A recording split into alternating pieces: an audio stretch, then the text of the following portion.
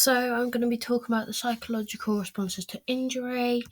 So the first thing we're going to start off with is muscle strain. So there are three different types of grade. So grade 1, 2 and 3. So the first grade is mild damage. So it'll be a minor little loss of strength. Grade 2 is more like a more intensive damage where more muscle fibers are involved. This will be like a significant like fiber tearing and will cause a loss of power when doing exercise.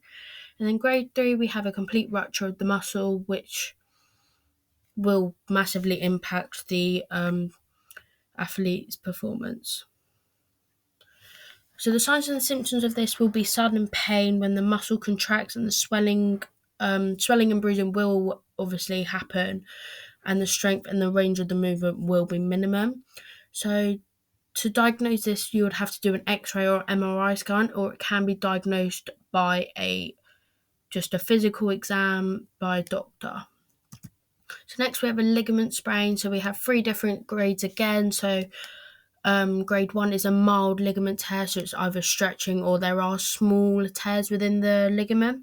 Grade 2, we have a moderate ligament tear, which is normally a larger tear, and the grade 3 is a complete rupture, which also will have a massive impact.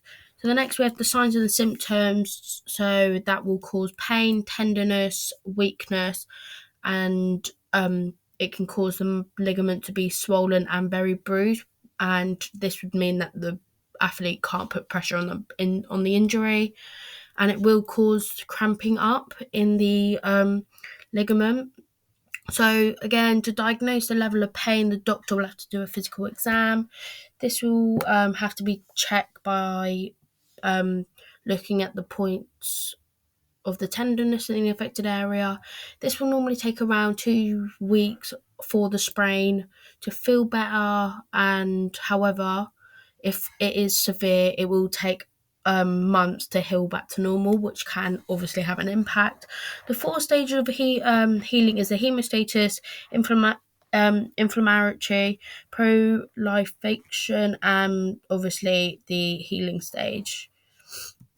So next we have hematoma. Hematoma, also known as really bad bruises. This is when the blood builds under the surface of the skin, and can also an outcome of the injury. The skin will normally feel like a rubbery or a spongy texture due to the blood pooling. Normally hematoma is nothing majorly to worry about, but in addition, it is not caused by blood clots. It's just the same as blood clots in the vein. So there's 2 different types. There's intermuscle within the muscle. This can normally take 2 to 8, or we have the intramuscle, which is outside the muscle, which can normally take 1 to 2 weeks. So the signs and the symptoms are tenderness, swelling, and inflammation. So the 4 stages of tissue healing is bleeding, which is also hemostasis, inflammatory, proliferation, and remodeling, which is those 4. So the bleeding is also known when the 3 mechanisms promote hemostasis from stopping the bleeding. The foremost damage is the intimate reflex can promote the hemostasis, which can lead to the blood being lost. There is also exposed collagen from the damaged site that will attract the platelets to attach. The final hemostatic mechanism is the coagulation. Thrombin converts to fibrogen into fibrin, and the fibrin loses its mesh, which will eventually turn into dense aggressive of the fibers. Then the platelets and the red blood clots will get caught into the mesh and turn into a blood clot. Next, we have the inflammation stage. This is known as the tissue recovery process. Normally happens quite quickly after the injury has happened. For example, the time period will normally take up to 0 to 3 days, and then it can peak after that time period. But it can also lead up to happening for a few weeks. The protective stage also involves the vascular and cellular changes where the chemicals are released, which cause the loss of the function, so the pain and swelling and redness and the heat. And cell debris can be removed. The healing has not occurred and it is non-inflammatory stage. So next we have the profibrillin phase. This is known as the healing, the development of the new capillaries around the injury site to promote the healing. The cells that are fibroblasters can lay down, which will help support the network. As you can see in the image, there are different types of layers within this underneath the skin. So this is supported by the network developing into a scar. This can be made up to different types of fibers called type 3 collagen.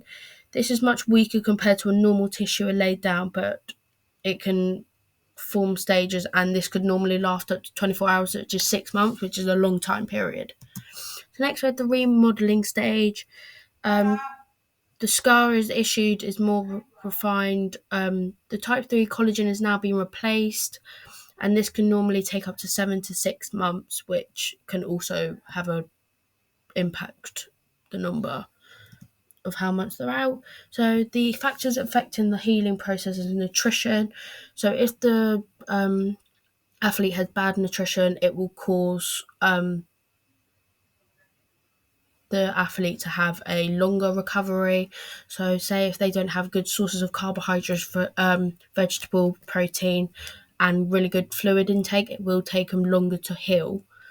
So next we have treatment. So this was another healing process. This is because if they go to a sports massage session or a cryotherapy, it will cause up to speed, meaning that it will be quicker for them to get back to their sport. So next is age. So say if they're younger, it will mean that there will be a shorter period of time for them to recover, compared to an older person, like a good 30-40-year-old compared to like a 17-18-year-old.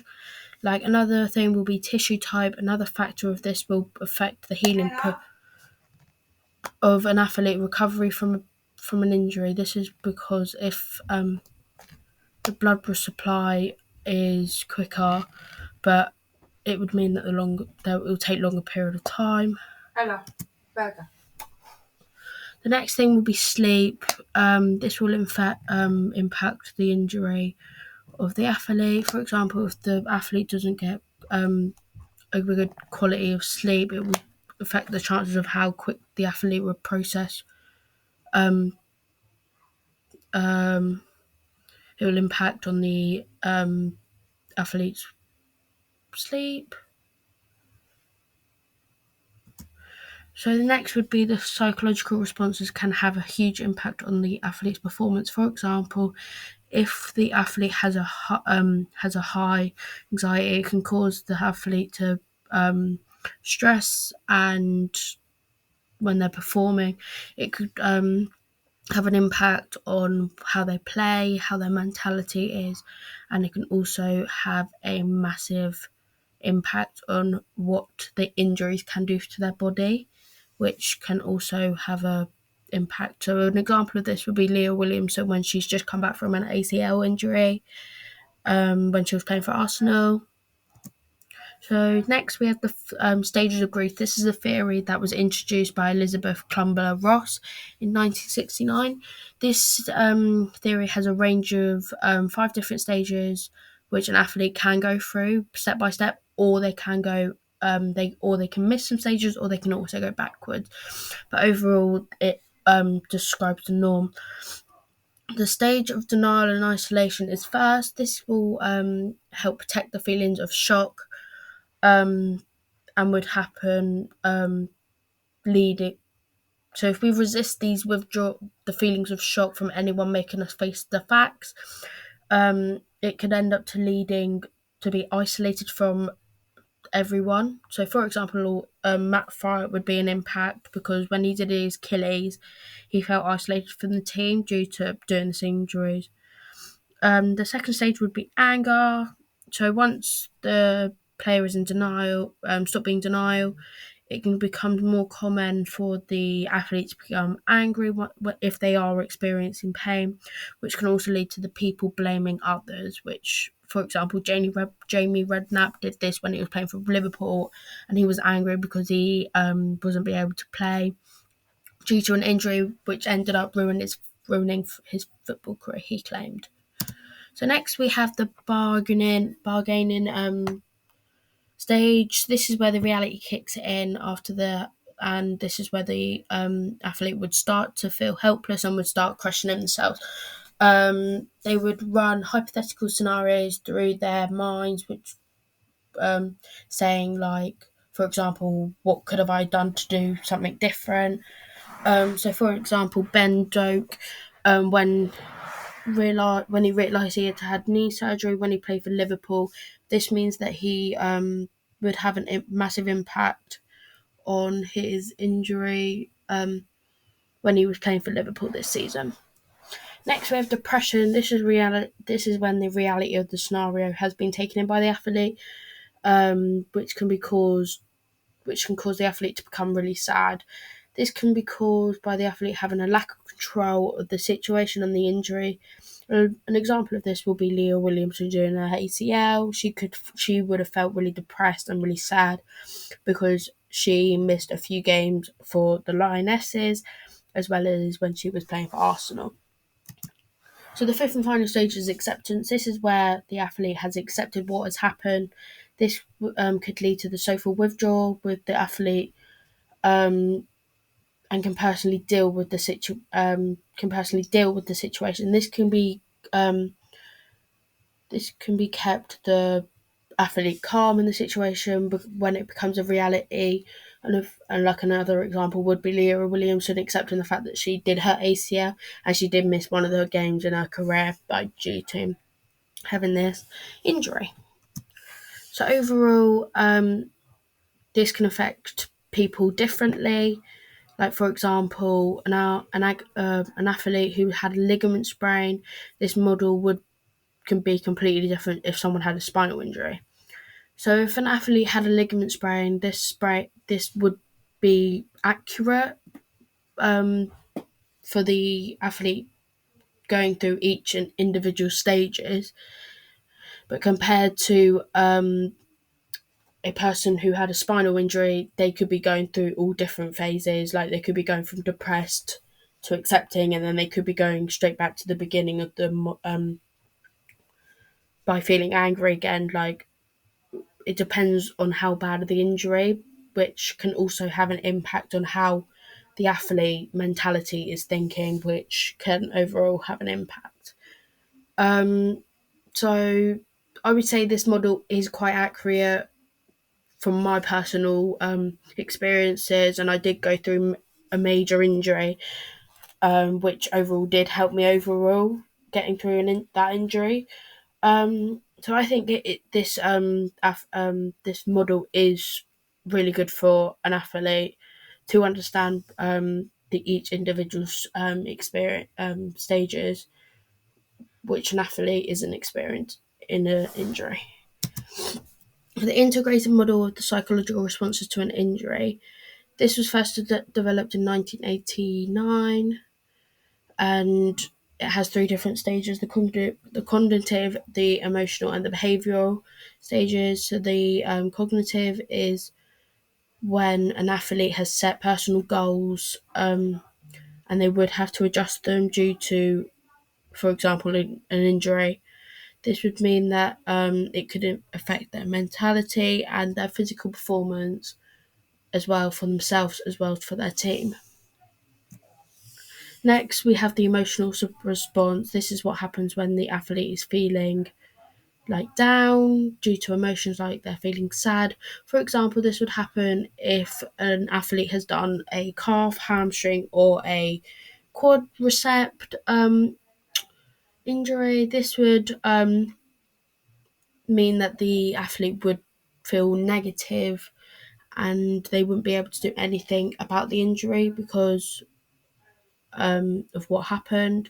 And then finally, we have the brave behavioural response. This is normally happens what happened after the injury, and they have just realised that the injury had impacted their career. For example, doing like an ACL injury in football, this could cause the athlete to lose hope, and would mean that it could have a massive impact when they come back from the injury, which would end up having an impact.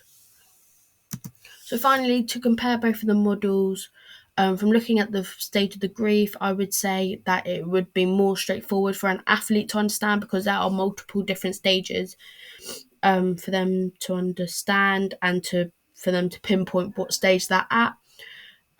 Compared to like the other theory, it's not so much straightforward, because there are so many different factors and so many different emotions for the athlete to feel. They would struggle pinpointing what stage they are at due to that theory. So personally, I would say, from looking at both of them, I would say that the stage of grief theory is overall better, because from coming from individual, it helped me understand which stages they were at and what they do experience throughout the injury. So personally, I would think that the grief theory was overall better.